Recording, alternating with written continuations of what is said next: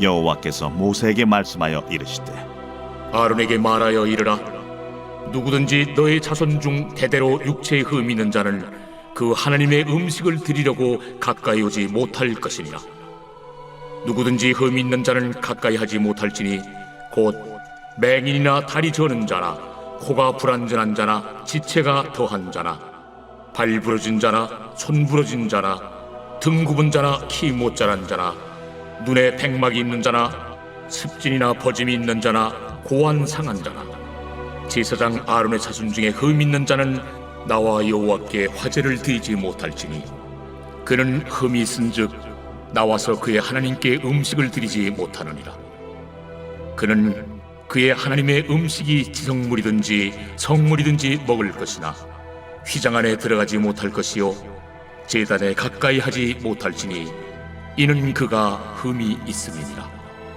이와 같이 그가 내 성소를 더럽히지 못할 것은 나는 그들을 거룩하게 하는 여호와임이니라. 이와 같이 모세가 아론과 그의 아들들과 온 이스라엘 자손에게 말하였더라. 여호와께서 모세에게 말씀하여 이르시되 아론과 그의 아들들에게 말하여 그들로 이스라엘 자손이 내게 드리는 그 성물에 대하여 스스로 구별하여 내 성물을 욕되게 함이 없게 하라. 나는 여호와이니라. 그들에게 이르라.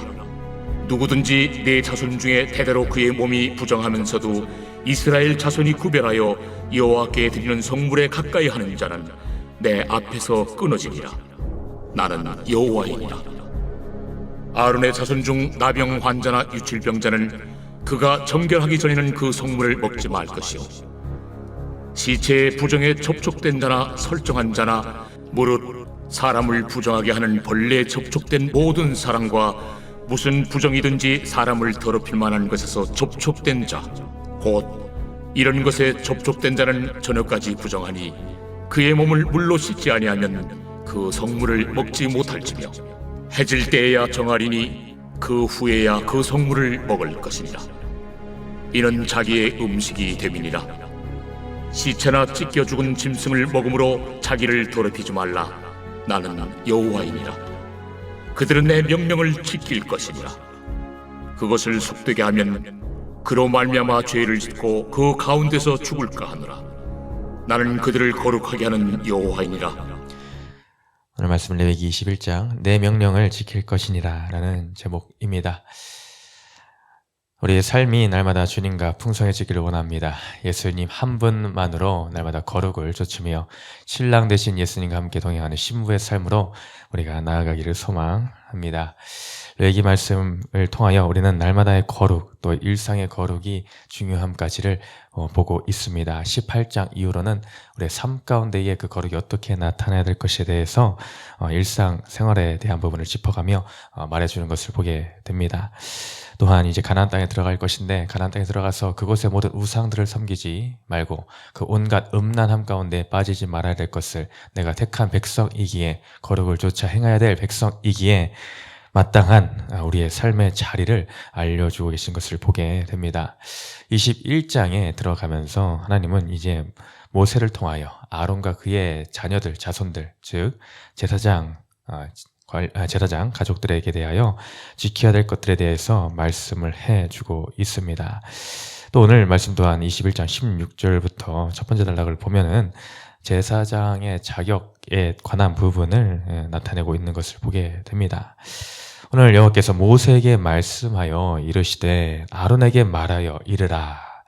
누구든지 너의 자손 중 대대로 육체에 흠이 있는 자는 그 하나님의 음식을 드리려고 가까이 오지 못할 것이니라. 그 제사장의 자격에 대해 육체에 흠이 있는 자는 하나님 앞에 가까이 나오지 못할 것이다 라고 말씀하고 있습니다. 이 아론의 자손들은 이 제사장 자손들이죠. 마땅히 나면서부터 자기에 속한 그 신분에 따라서 이제 회막, 성막 봉사를 하게 되어 있습니다. 그래 모든 삶이 이 회막에서 시작하여 회막에서 끝난다 해도 과언이 아닌 것이죠. 근데 자신의 태어남이 이 레위 자손, 레위 지파에서 태어나서 하나님을 섬기는 일에 해당하는 부분에 있지만은 그러나 제한이 생깁니다. 그 기준이 생깁니다. 그것은 바로 육체에 흠이 있을 때에는 그 일을 마땅히 할 수가 없다라는 것이죠. 그 구체적인 내용들이 이제 18절부터 21절까지 나오는 것을 보게 됩니다. 그렇다면 어떤 흠이 있는 자들이 하나님 앞에 제사장으로서 섬기지 못하겠는가를 보니 곧 맹인이나 다리 저는 자나 코가 불안전한 자나 지체가 더한 자나 19절에 발 부러진 자나 손 부러진 자나 20절에 등 굽은 자나 키 못 자란 자나 눈에 백막이 있는 자나 습진 버짐이 있는 자나 고안 상한 자 21절에 제사장 아론의 자손 중에 흠이 있는 자는 나와 여호와께 화제를 드리지 못할지니 그는 흠이 있은즉 나와서 그의 하나님께 음식을 드리지 못하느니라. 이 모든 제사의 순서를 진행하는 것을 이러한 흠이 있는 자들은 제한을 받게 되었다라는 것입니다. 크게 12가지의 이런 흠에 대해서 나오고 있는 것을 보게 되죠. 참 어찌 보면 참 안타까운 일인 것 같습니다. 태어나면서 물론 뭐 후천적인 것도 있을 수 있겠으나 선천적인 부분도 있지 않겠습니까? 이 레위 지파에 속하여 자신들의 본업을 어떻게 보면은 잃은 것이나 마찬가지입니다. 태어나고 보니 할 수 있는 것이 없는 그런 자리에 있게 되었다라는 것이죠. 그러나 하나님께서 감사하게도 22절에서는 그는 그의 하나님의 음식이 지성물이든지 성물이든지 먹을 것이나 그 음식을 함께 나누고 먹는 일에 대해서는 하나님의 긍휼을 보이시며 나눌 수 있도록 함을 보게 됩니다. 그렇다면 하나님은 오늘 이 말씀을 왜 우리에게 또 해주고 계실까? 제사장이다라는 것은 이때 당시에는 분명하게 구분이 되는 것이었습니다. 그 레위 지파에 해당하는 거기서 태어난 자손들에게 해당하는 그런 말씀으로만 들 수 있더라라는 것이죠. 그렇다면 오늘 사는 우리들에게 있어서는 어떻습니까? 이런 제사장에 관한 부분들의 말씀이 나오면은 때로는 목회자들, 사역자들에게만 해당하는 말씀이지 나는 뭐 상관없지 않나라는 그렇게 받아들일 수 있을지 모르겠습니다. 그러나 하나님께서는 이 제사장이라는 신분을 오늘날 우리에게도 주었습니다. 일반 성도님들에게도 동일하게 주를 믿고 고백하는 자들의 모두에게 적용이 되는 말씀이다라는 것이죠. 베드로 사도의 말씀을 더하여 우리는 이제 왕 같은 제사장으로서 하나님이 이미 세우신 존재들이다라는 것이죠. 예수님을 통해서 우리는 하나님 앞에 직접 나아가 예배를 드릴 수 있는 그런 자격을 얻게 되었다.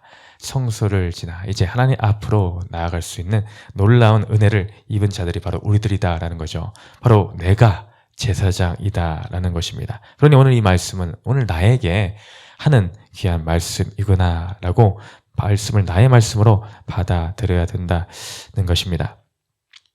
그럼 오늘 이렇게 육체의 흠에 대해서 말씀을 하고 있는데 오늘날은 이런 육체의 흠이 하나님 앞에 나아가는 데에 제약이 될 수가 없습니다. 이때 당시에 해당하는 말씀이죠.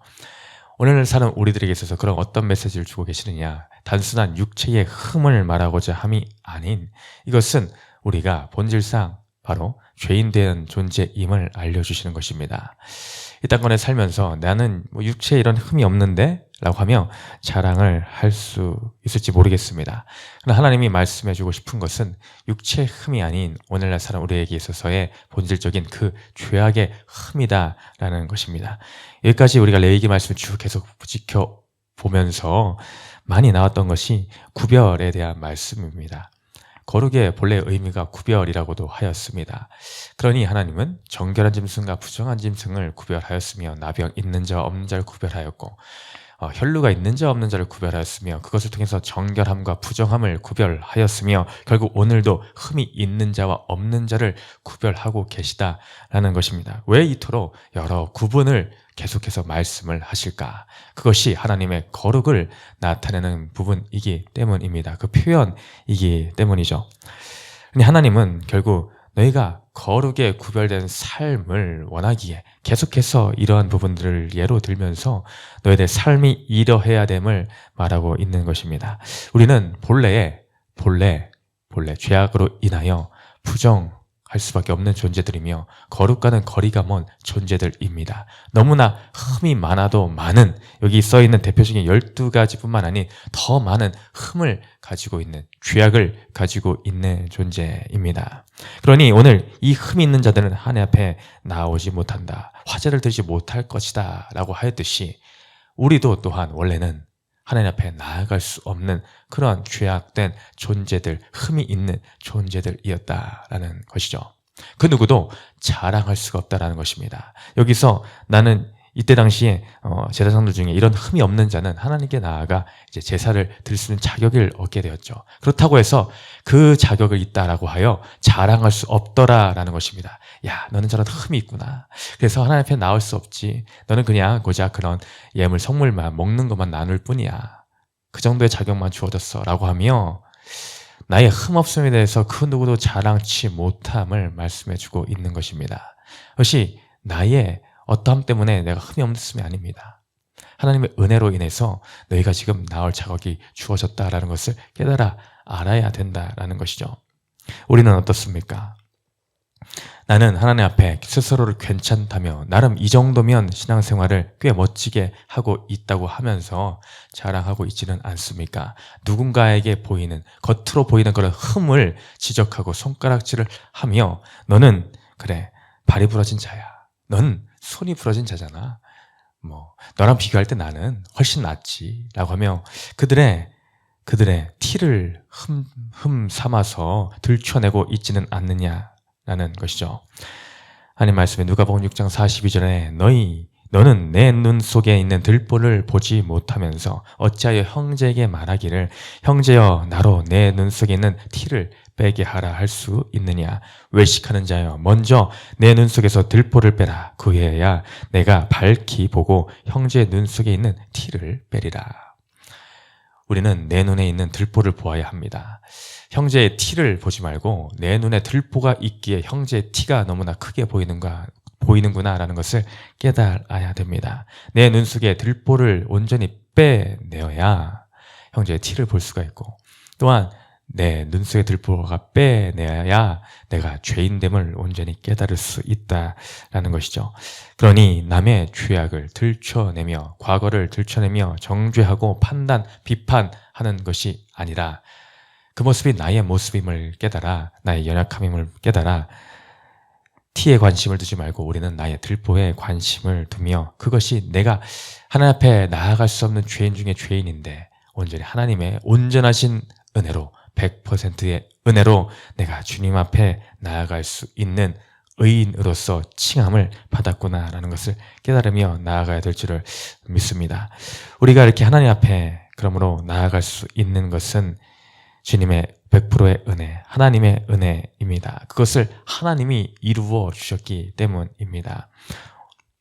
오늘 말씀에서 23절에도 또 일전하지만 22장 9절에도 나와 있는 표현이 있습니다. 어떤 표현인가 보니 마지막 부분에 나는 그들을 거룩하게 하는 여호와임이라. 나는 그들을 거룩하게 하는 여호와임이라 라고 합니다.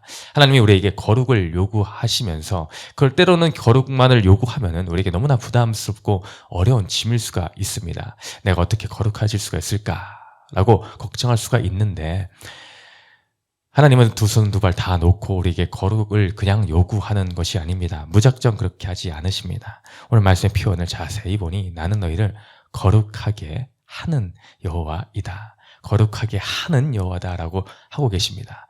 이 일까지도 하나님이 마침내 이루신다. 하나님을 통해서 이루어지게 하신다라는 것입니다. 이런 유사한 표현이 떠오르는 부분이 있지 않습니까? 하나님이 예수님께서 베드로를 제자로 부르시면서 했던 말씀이 있습니다.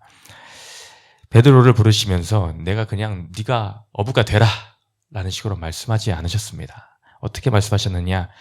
나를 따라오라. 내가 너희를 사람을 낚는 어부가 되게 하리라. 되게 하리라 라는 것은 하나님이 하신다는 겁니다.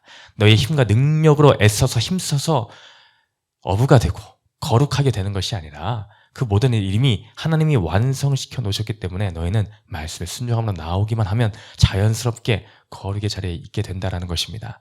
하나님이 이미 거룩하게 하셨으니 나의 원래의 자리와 원래의 신분을 깨달아 알므로 우리는 그 자리에 회복이 있으면 된다라는 것입니다. 이미 하나님이 이루어 주셨습니다. 그것을 어떻게 보여주셨습니까? 바로 예수님을 통해서 보여주신 것입니다. 예수님께서 이미 우리를 거룩의 길로 이끌어 주시기 위해 하나님과 나 사이에 가교의 역할을 해주신 것입니다.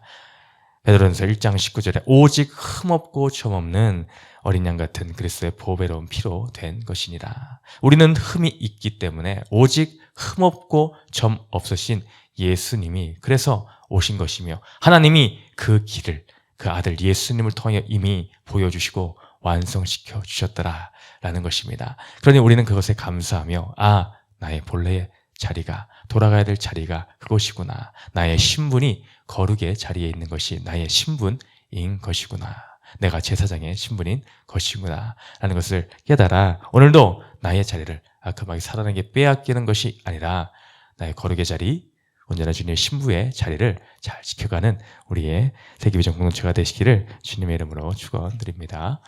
적용 질문 첫 번째 거 한번 읽어보며 마치려 합니다. 시작. 성도의 온전함과 거룩함을 위해 오늘 내가 바로 실천해야 할 것은 무엇입니까? 네, 오늘 내가 바로 실천해야 될 것. 더 이상 미rum이 없이 나의 자리를 오늘 바로 회복해야 될 줄 믿습니다. 우리의 자리, 주님께서 기뻐하시는 그 자리 가운데 거하는 우리가 되기를 소망합니다.